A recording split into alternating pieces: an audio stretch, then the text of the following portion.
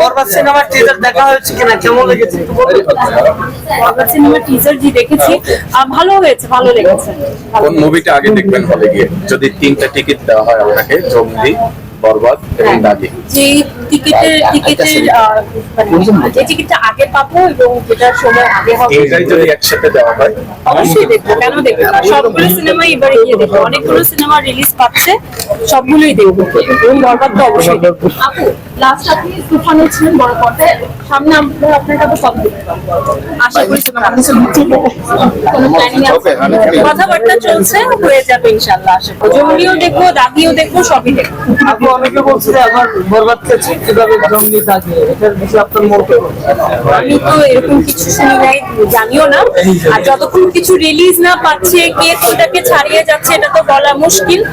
আর আমি আসলে সিনেমাকে ওভাবে দেখি না যে কোন সিনেমা কাকে ছাড়িয়ে যাচ্ছে। সিনেমা আসলে এন্টারটেইনমেন্টের বিষয়, আমরা হলে যাবো, এন্টারটেইন হব। ঈদ একটা উৎসব মুখর পরিবেশে হই হই রই রই একটা আমেজে থাকো। এই ঈদ কিভাবে উদযাপন করেন? ঈদ পরিবারকে নিয়ে উদযাপন করি।